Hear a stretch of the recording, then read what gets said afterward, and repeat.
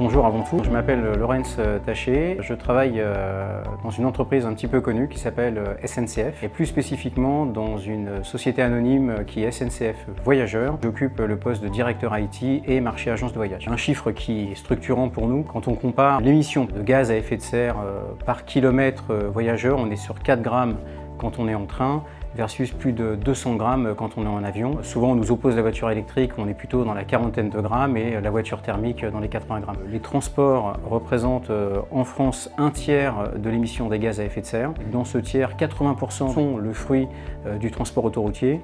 En comparaison, le train c'est 0,6%. Ça suffit à montrer en quoi le train est bon pour la planète. On n'empêchera pas les déplacements et on les favorise en protégeant notre planète autant que faire se peut. Alors l'inclusion à la SNCF, c'est quelque chose de structurant. Différents leviers pour prouver cette inclusion.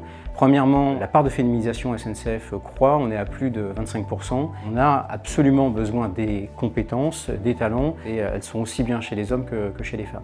Le deuxième levier qui est très important aussi pour nous, c'est lutter contre tout ce qui est LGBT-phobie. Au quotidien, il y a zéro tolérance par rapport à un quelconque propos qui serait tenu, quelles que soient les orientations sexuelles, quel que soit le genre des personnes, les compétences, encore une fois, n'ont pas de frontières. Le troisième levier, aussi étrange que cela puisse paraître, c'est l'intergénération. Depuis très peu d'années, on a plusieurs générations de personnes qui se croisent à la SNCF. Les anciens apprennent aux plus jeunes par rapport au métier, mais on a aussi les plus jeunes qui arrivent, qui apprennent aux plus anciens, tout ce qui est digitalisation, les réseaux sociaux, et donc c'est intergénérationnel, c'est une force de SNCF. Un des autres axes très importants pour nous, et je le mets en dernier mais ce n'est pas le moindre, c'est la prise en compte des personnes en situation de handicap.